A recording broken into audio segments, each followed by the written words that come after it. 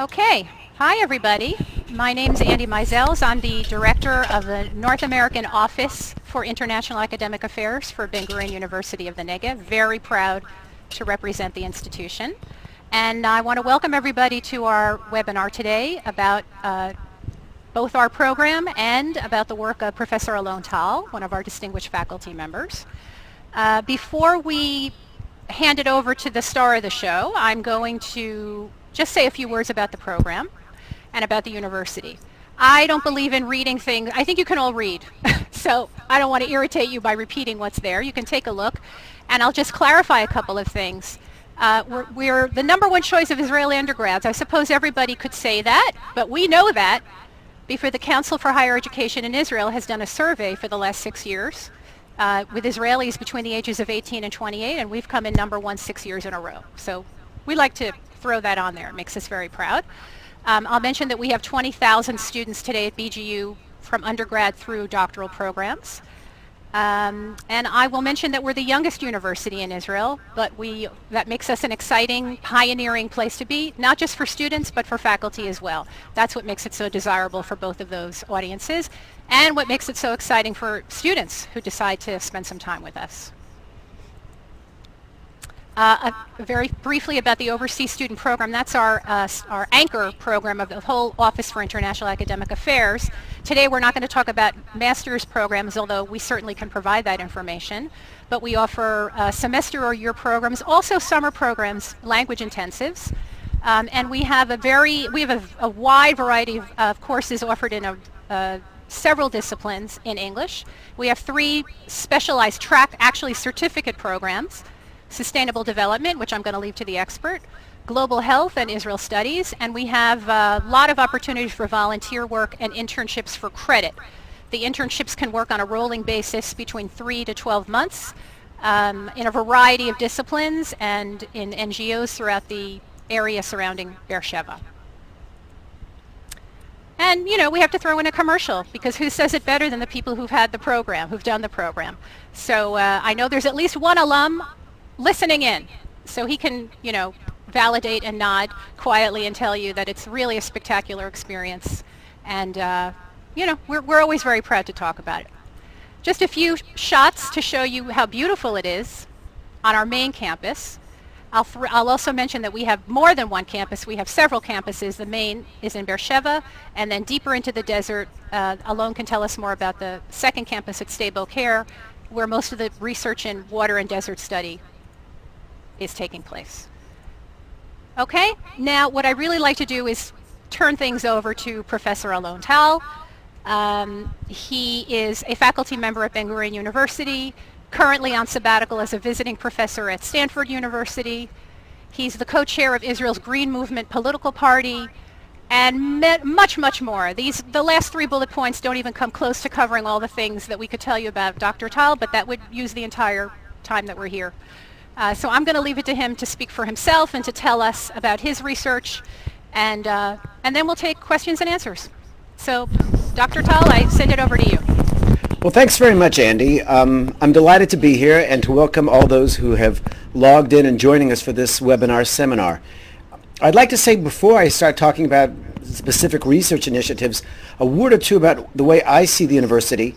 Prior to coming to Ben-Gurion University, I taught for 10 years at Tel Aviv University's law school, and then had an adjunct appointment for 4 years at the Hebrew University in Jerusalem, which are fine and distinguished institutions. I think there's some qualitative differences which attracted me to Ben-Gurion University, which may be germane to people who are considering spending a semester or 2 in Israel. Ben-Gurion University, first of all, is one of the few academic institutions I know which has an agenda. Obviously, we want to have academic excellence, good classroom teaching, world-class researchers, but we also have a sense that Israel is a country with incredible challenges, and no area embodies those challenges more than the Negev southern region of Israel, the area where maybe 7 or 8% of Israeli citizens live, and yet it's about 60% of the land. And so Ben-Gurion University, in practice, is the engine for so much of the development which is taking place in the south. And as Israel grows, we really want development to take place in the Negev in the south, because if too much development takes place in the center and the north, there won't be a lot of some of the important ecological values and resources out that way. So the challenge, of course, becomes how do we develop in a sustainable way? And I believe that the university offers, at least from my own feeling, a real platform for applied research, thinking about this in depth, in a very, very focused way, and also engaging students and allowing them to participate in some of what I think are groundbreaking internationally research initiatives. So I'll just mention one or two of the projects in which I'm involved, and then hopefully it'll be sufficiently interesting and provocative to elicit some questions from our viewers out there. But presently, I'm in one of the 4 principal investigators of an initiative trying to understand why Israel's recycling of sewage might pose a problem to the public health of the country. We're very proud in Israel that about 87% of the sewage is recycled for agriculture. When you flush your toilet in Israel, it's not going into the ocean. It is going to be treated and be used by agriculture. But the question that we have, although this is in theory a very good thing, if this sewage contains chemicals which can be damaging to human health, are we actually doing a disservice? And indeed, in recent years, we've been concerned that there's been a profound drop in the fertility and the sperm count of Israeli males, other health effects which reflect what we call hormonal impacts. And so we're trying to assess through a detailed program with Palestinian partners to what extent the exposures that are taking place might come from this recycling of sewage. And this is a multidisciplinary program. Obviously, we need our chemists and our biologists, but when we're done, we hope to use also people who are interested in regulatory and economic disciplines so that we can offer some concrete suggestions for the policymakers in Israel. As Israel leads the world in this field, my sense is that whatever standards we set in Israel will be particularly relevant as the world also facing water scarcity will go to these kind of issues. I have another student who's working on the issue of peace parks. You know, Israel ecologically is no bigger than a postage stamp. And the question is, how can we create a strategy which will preserve the astonishing biodiversity which exists in Israel, biodiversity which is comparable to places like California, even though California is 14 times the size. But how can we do that in a coordinated way with our neighbors, given the turbulence that we often experience in our region? The truth of the matter is that there is a strong and powerful environmental movement and organizations in the Palestinian Authority in Jordan, and what we're trying to do is work with partners there to try to understand what kind of a peace park, what kind of a park which could be transboundary would allow us to perhaps have a better strategy for preserving some of these resources.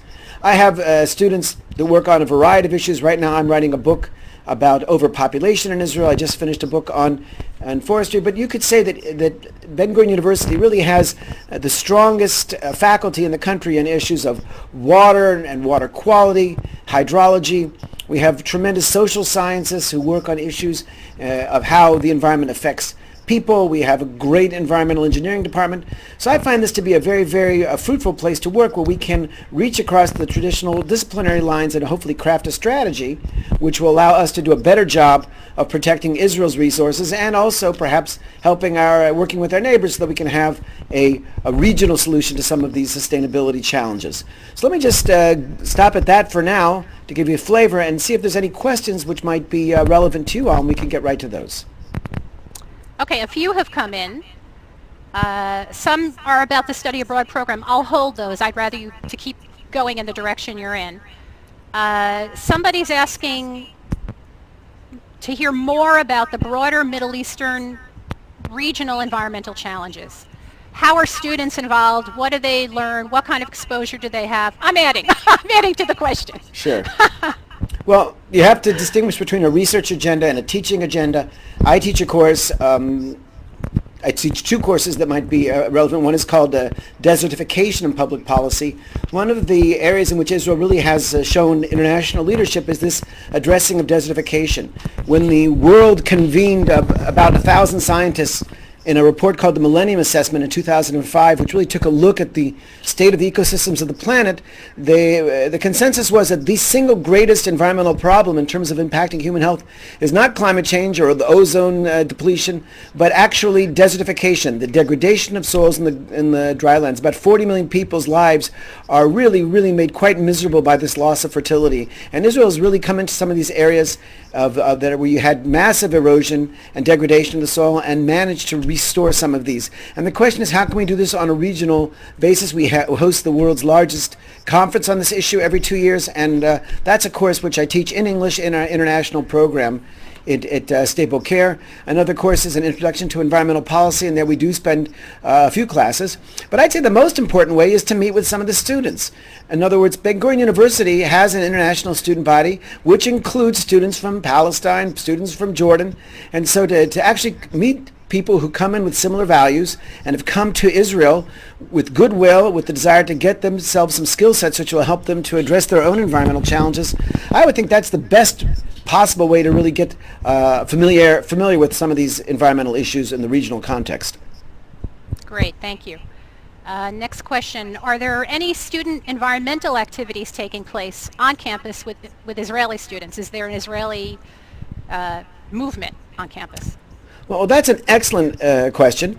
Truth be told, Israel has a very, very, how should I put it, robust, aggressive, radical, I wouldn't say radical, but effective network of student organizations based on campuses across the country. And none of the chapters of the Green Course, which is this student organization, have been more effective and more active than the Ben-Gurion University chapter. The students in Green Course have, first of all, started at home and lobbied successfully for the university to become what they call a green campus, where we have everything from recycling to energy conservation. But they've also reached out and looked at some of the issues, including the toxic waste that takes place in the Negev desert. Major campaigns at present to try to stop development of some new settlements that Ben-Gurion University students are leading as part of this Green Course. And I know from past experience that the local Israelis who are involved in Green Course really welcome participation from international students. International students can help them in terms of researching position papers, giving them perhaps a more erudite international way of addressing these issues. And this really highlights perhaps Ben-Gurion University's single most advantage over the other competing universities for a one-year program, and that is that rather than sticking students in a ghetto of foreign sea student dormitories, we really throw students into the campus and into the a room with a Israeli roommate, and really try to encourage you to get to know the locals. And I think that there's a great contribution that international students can make, both to the environmental community among the students at Ben-Gurion and to the greater community of the Negev. If you're going to be coming and be part of the Israeli community, get involved. There's much you can do, and we do have a student organization which can facilitate that. That's great. I didn't know that. I'm going to take a couple of the questions that are related to the program, and then we'll come back to the content. So I'm being asked when courses are released. If you go to our website and you look under academic programs, you can look at samples of courses that have been offered in previous semesters. And then for an upcoming semester, the final lists are usually available closer to the semester. So the person who asked that question, I think I would urge you to contact us directly and we can guide you to that. You can get a very good idea, you can get approval from your advisor in advance based on what we generally offer, but the details might vary from semester to semester. And there's another question about whether the program is self-contained, and I think Alon sort of alluded to that. The Oversea Student Program is a program, it's a framework. There's an office, there's a magnificent staff who guides the students through their lives at BGU and makes things very easy for them, because I don't think any of us want to have to do registration on our own when we're abroad. It's not always so easy. But because the students are living with Israeli students, it's very immersive. And people and students on our program really become BGU students. They are members of the student union. They have the rights and privileges of every Israeli student. They can join the clubs. They can go on the trips. We have a very, very active student union. In addition to this environmental group, hundreds of other clubs and activities that are student run. And the international students are encouraged and able to participate in those. So I will tell the folks facilitating the call that I can't see the full question about the Oversea student being self-contained, and if there's a second half of that, perhaps you can show me on the screen, or maybe Rebecca, you could submit it again, because I can read, Andy. It says, or is it integrated into the larger Ben-Gurion student community? And I think you actually did address that okay. We do make it as a almost axiomatic that if an international student is coming to Ben-Gurion University, this is not just a small cordoned off group of students, a rarefied, sanitized version of Israel. Israel, warts and all, good and bad, I think mostly for the good. And as Andy said, I can tell you that I have 3 daughters, and 2 of them are coming on to university age now. And Ben-Gurion University by far is considered to be the most exciting campus life.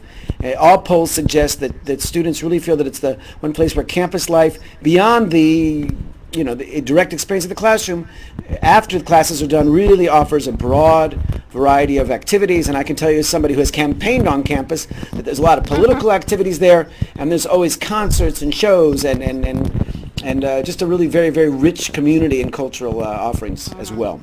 Thank you. See, I anticipated the question. And you led me into something I actually wanted you to speak a little bit more about. We mentioned that you're part of Israel's Green Movement. The way it's worded in your resume, you're very modest, and I can tell everybody here that Alon Tal is basically the godfather of the environmental movement in Israel. And can you talk about what that means politically? Why is there a Green Party?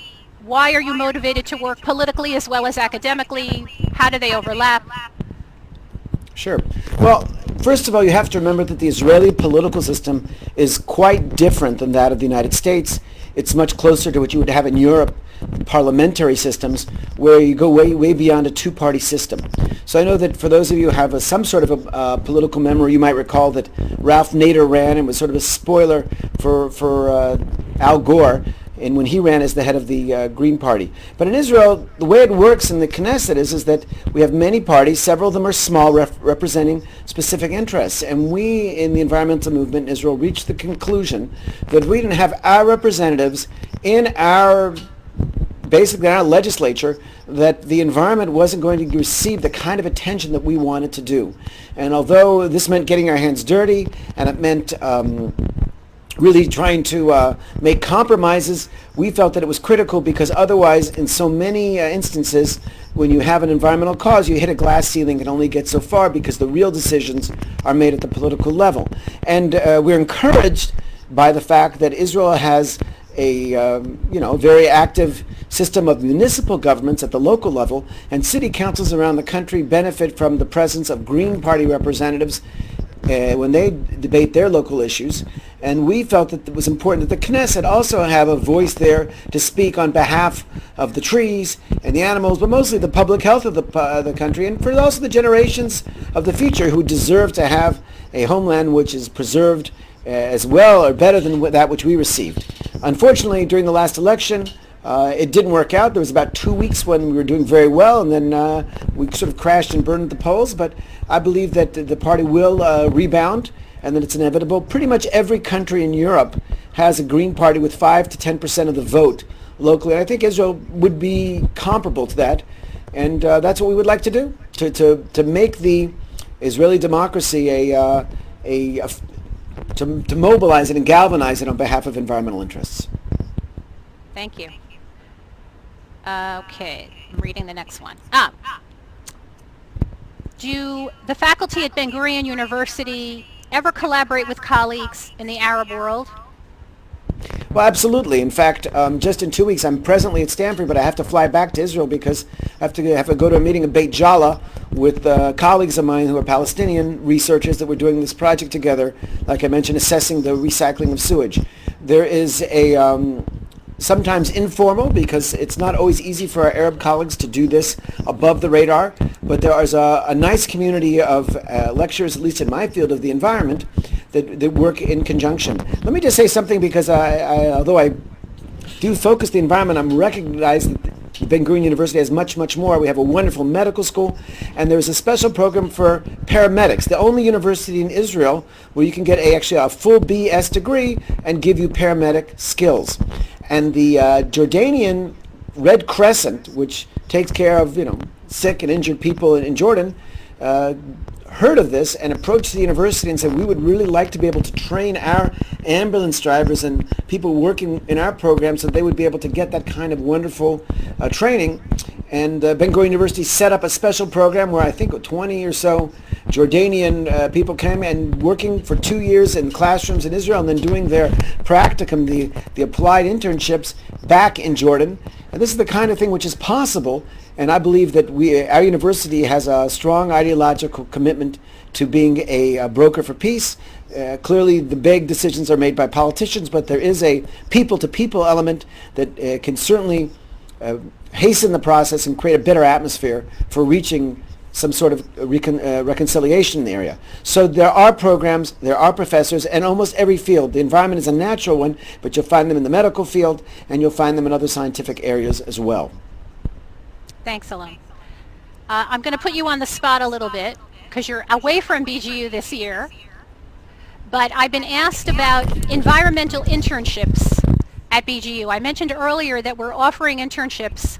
They're actually on a rolling basis, so somebody could start at several different times during the year, and they can do an internship between 3 months to 12 months, and that's for undergrads and for graduate students. Do you think you can maybe share what a potential internship in sustainability at BGU might be? Or an environmental internship? I would be delighted to. I would just say that, first of all, strategically for students, the longer that you stay at the university, the more satisfying you'll find an internship experience. In other words, people come for a semester, can do things, and important things, but that 3-month experience, by the time you kind of figure out what's going on, it's almost over. But let me just give you an example of interns which I've overseen, and I have a small cohort there. But for example, I've had students who've set up websites for environmental organizations here who would like to have better access but didn't have that capability. And working with them, they set up people who knew HTML. I had a student come in and she helped design a carbon sequestration program for Israel's forestry. I'm very active in the Jewish National Fund overseeing the forestry program, and we really didn't know what our policy should be with regard to the international carbon market and trying to use trees to sequester carbon and improve the atmospheric concentration of greenhouse gases. And she went around and looked at what was going on in the world, talked to experts, talked to Israeli experts, and really wrote up a program which I worked with her afterwards and I translated it, and it became more or less the policy for the country for the last 5 or 6 years. There's been a lot of work with foreign students working with Israel's Bedouin community. Israel has a nomadic indigenous population, almost all of whom live in the south of Israel. This is also Israel's poorest population, and many communities are in desperate need of assistance, tutoring, all kinds of help. Student who would like to get to know that very unique and colorful community is encouraged to do so, and the university has many, many opportunities to do so. Thank you. That's great. You answered the next question I was going to ask you, which is how sustainability studies overlap with global health, because what I've learned, and I learn every day in my job, and when we eventually do a webinar with the head of our global health track, he's going to say, global health overlaps with sustainability, overlaps with environment, everything is connected to everything. So is there more that you could say about that? How the environment impacts the health issues? Well, clearly, these are two sides of the same coin. I'll just speak about some of the work of my colleague from the medical school, Nadav Davidovich, who is one of Israel's leading physician/environmental health practitioners. He has, as part of a conference that we set up, really taken this issue of climate change and how it affects human health. He's working on that. He's working with students that are Palestinians on pest control and how can we have a integrated pest management, which will reduce some of the pest problems. If we try to do this kind of thing unilaterally, it's not going to be successful. In other words, when we talk about integrated pest management, many people would understand it to be not using pesticides. But if we don't use certain pesticides, so that we don't, because we don't want an insect to develop some sort of resistance, but our neighbors don't, and they use that pesticide, then our efforts are for naught, and these super bugs will come over. So he's done a lot of work with that. But I just want to say a word or two about that program. I don't know if the people who are listening are potential medical students, but there is an international medical school that Ben-Gurion University runs, and I think it's unique, almost worldwide in its focus, where it does look at the paramount public health challenges globally, which is really a lot in Africa and developing countries. It sends students out there. This is a very idealistic group of people who are not just going into medicine to make huge salaries, but are doing it because they want to heal people. And when you read about 2 million children who die every year because of contaminated water, these are the kind of things which we could stop. And hopefully the kind of students who come out of the Ben-Gurion International Medical School can do that. So there is that interface between the environmental health conditions and the world's public health. And I'll throw on to that, Nadav Davidovich, who you mentioned, is the head of our global health track for undergraduates, which I wanted to underline the point that we're talking about. Alon Tal and Nadav are leaders in their field, but who are interested in working with international students. I'm not sure that happens everywhere. Maybe it does. I hope it does.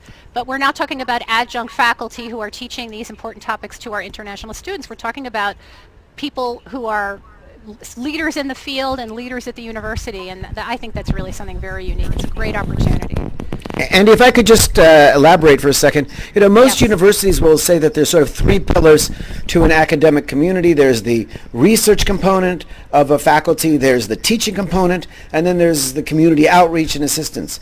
But usually that third pillar is one which is largely lip service, and there's very little encouraging. But I can tell you that Ben-Gurion University's president, Professor Rivka Karmi, has been just remarkable, and that's one of the reasons I enjoy being at the university so much. Every initiative I've ever had where I wanted to go out and do something, we had a course that we taught. We worked with Rahat, which is the largest Bedouin city in the country, the second largest city in the Negev, where we designed open spaces and parks for the city. And the university covered the cost of the buses, where we would go out to the city and meet with the locals, work with them in a consensual, bottoms-up approach from the ground grassroots to try to offer them a better quality of life and an urban quality of and open spaces. And that's really the kind of community service which the university tries to do. Many students you'll meet there, Israeli students, live in student villages, which are located sometimes in poor communities, where there's an expectation that they're going to be part of helping these communities get on track and get mainstreamed for success in Israel. Fantastic. Why don't you tell us, you're writing a book, or you're finished a book and you're writing a second book, and I think a lot of people who signed up for the webinar were attracted to you and your research, and they probably want to hear a little bit more about what you're currently interested in more depth. Okay, well, we'll talk about the past, and then we'll talk about the future. The book that just came out, All the Trees of the Forest, is really the first comprehensive history of Israel's forestry experience that's come out in over 40 years. Israel has a couple of areas where I would say it's environmentally idiosyncratic, unique, I think to some extent successful. One is in the area of water management, where we really do get more crop for the drop than any other country in the world, and we have very, very, to put it, special programs that try to utilize the very little water resources we have for the maximum benefit. But the other area is in the area of forestry. And you have to remember that around the turn of the 20th century, when Zionism began, the traditional or the original forest cover of Israel was decimated.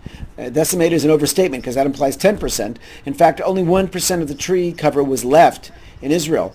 And part of what the Zionist environmental program included was a commitment to restore the Holy Land, the Promised Land, and to do that via planting of trees. And a lot of mistakes were made along the way because Israel was very, very aggressive, and there wasn't a lot of textbooks written about how do you plant trees in such an arid area. So, but as time went on, with a little bit of humility and a very steep learning curve, Israel has moved forward and created forests which are unique. in areas where, if you read any of the literature, the professional literature will tell you can't plant trees when it only rains 300, 400 millimeters of rain. They tried that in South Africa. They tried it in China. All the trees died. And yet we're planting trees with 250 millimeters of rain. And many of our forestry researchers are out there understanding why and how do you create the better drought and salt-resistant tree crops that can do that. So that's a really unique experience. And since I was working in the field for the last 10 years, I felt there was a story that was really relevant internationally.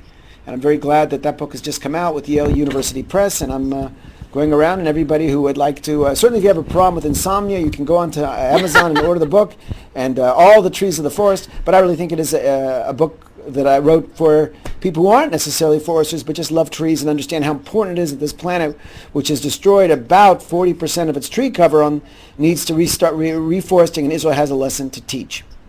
And with regards to my new book, that book is going to be, I believe, will be controversial. It's called The Land is Full, Addressing Overpopulation in Israel. And for many years I've been concerned about Israel's demographic situation, where the population is growing extremely quickly, unlike most European countries, which often have a negative replacement level. Israel is growing very quickly. We're a very small country. What are the implications, and what are the policy tools we could do so that we can reach a sustainable demographic dynamic?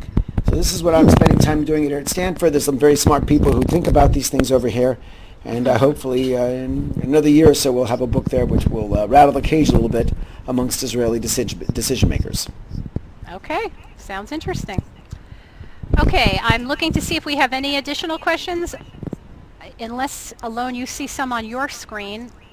I don't think I do.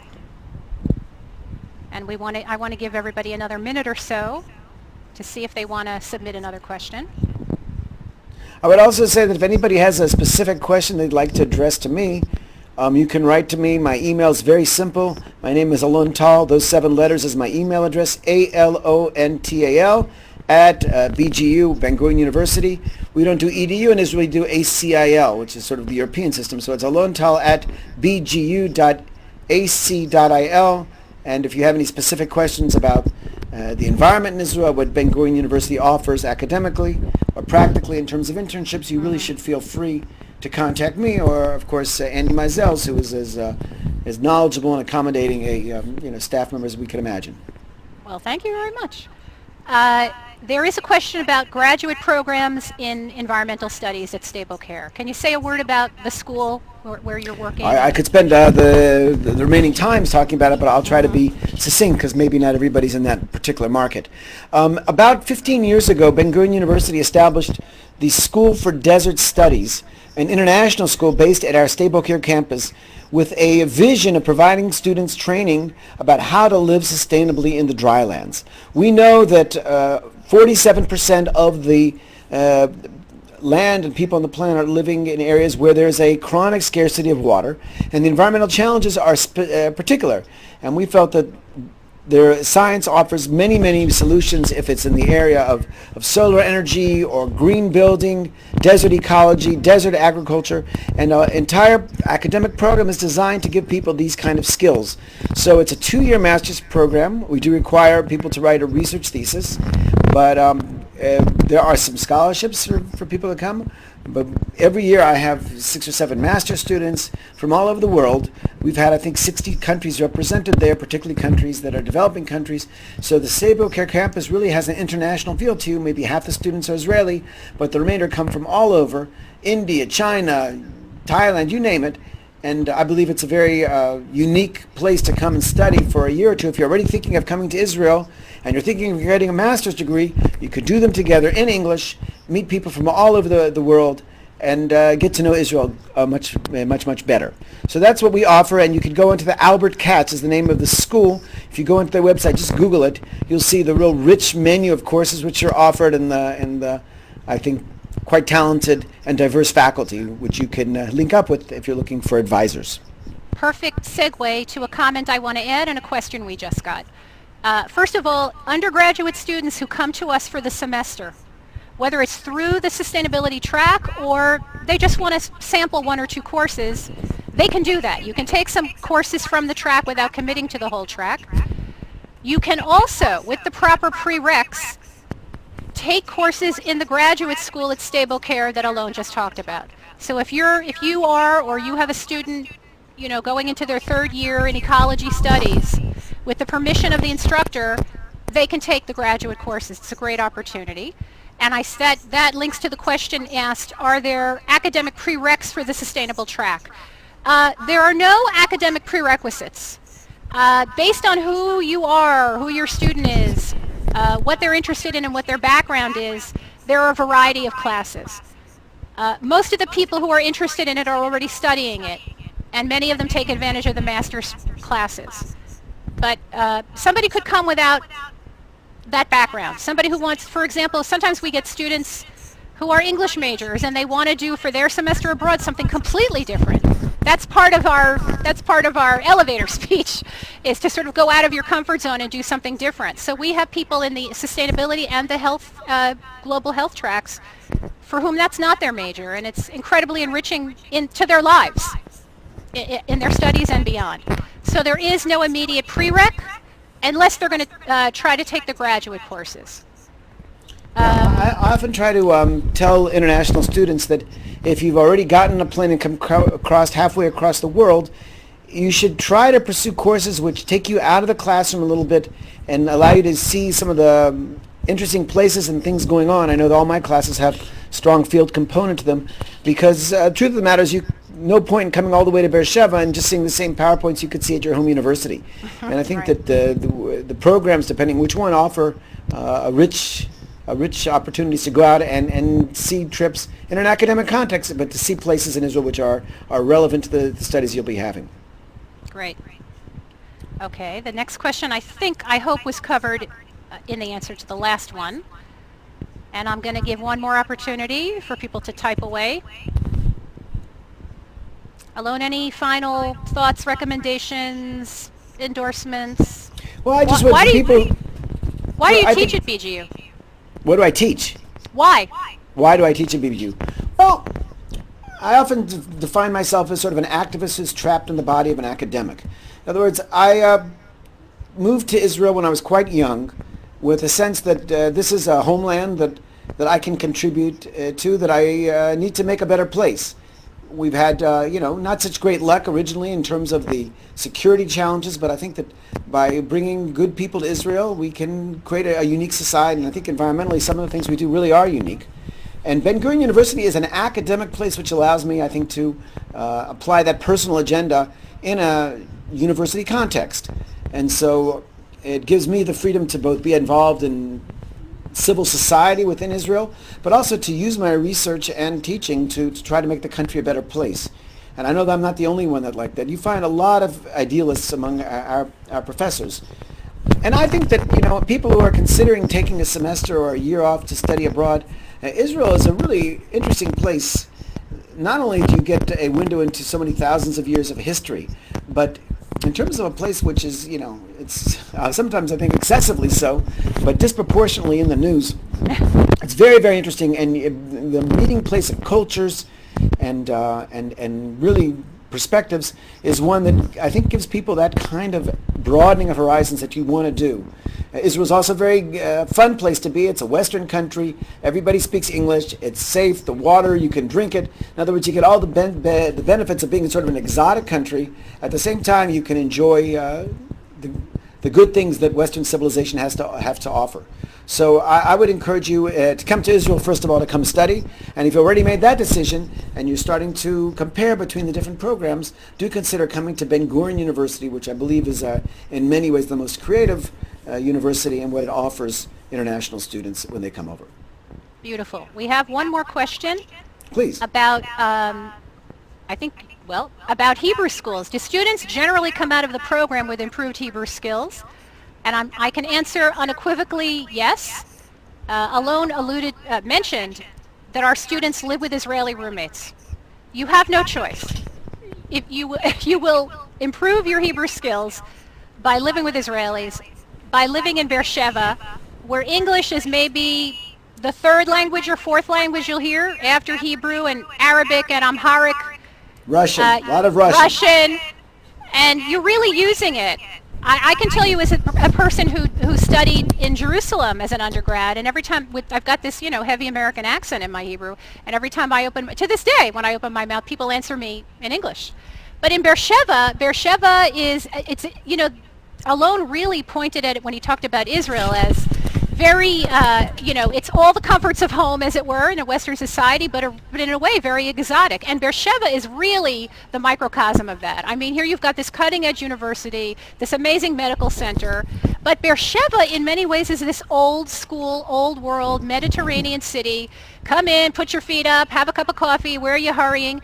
And when you open your mouth to speak in Hebrew, they answer you in Hebrew, because why wouldn't we speak Hebrew? We're in Beersheba, this is what we speak here. So I can promise you, and I can direct you to any number of alumni who can validate that claim. And of course the most remarkable advancements happen in the people who come without any Hebrew, and I'm anticipating the next question. You don't need to have any Hebrew. All of our international courses for international students are in English. We do have a intensive Hebrew. Over 7 levels are offered. Most people come without any Hebrew, and at the end of a 6-week period, they do just fine. It's not perfect. It's not high-level intellectual Hebrew, but they speak Hebrew. I probably took way too long to answer that question, but it's near and dear to my heart. One thing, I just want to add one thing, Andy, because I'm a big believer in Hebrew, and if people are coming to a country, they need to learn the language. But if there is a college in America which symbolizes the commitment to opening up people's linguistic worlds and embracing other languages, I think it's Middlebury College, which is famous for its language teaching. And Middlebury, a couple years ago, started looking for a study abroad program in Israel which they could partner. And they looked around it. They just shopped at every university. At the end, they picked the Hebrew teaching at Ben-Gurion University as the most compelling option, and they chose Ben-Gurion to be their university partner. So if you're looking for a recommendation, you need go no further than Middlebury College, which I think is quite the maven and expert in that area, which suggests that you can learn Hebrew, and indeed you will if you care about it. Absolutely. Okay, I think I wandered off long enough on Hebrew to give people a chance to type, but I don't see any more questions. Give it one more second. Okay, obviously the questions can continue. You can continue to be in touch with our office here. I will answer the questions. Sam Englander, our student recruiter and coordinator, will be happy to answer questions. I hope you learned something on the webinar. You walked away with Alon Tal's personal academic email address. That's pretty good parting gift, I think. Pretty if you're interested easy to get, actually, but it's I don't know. You got it right from the source. To me, that not everybody gives it out so quickly. I'm happy to thank everybody for being with us today. I see that we had a lot of old friends and a lot of new friends, and we hope the new friends will not too far from now be old friends. So please contact us with more questions. Do not hesitate. And we will be very happy to see you with us on the OSP or another program at Ben-Gurion University. Alon, thank you, Professor Tal, for your time. Hope to see all of you in Israel and in Beersheba very soon. Okay, thanks everyone. Have a good rest of your day. Bye-bye. Bye-bye.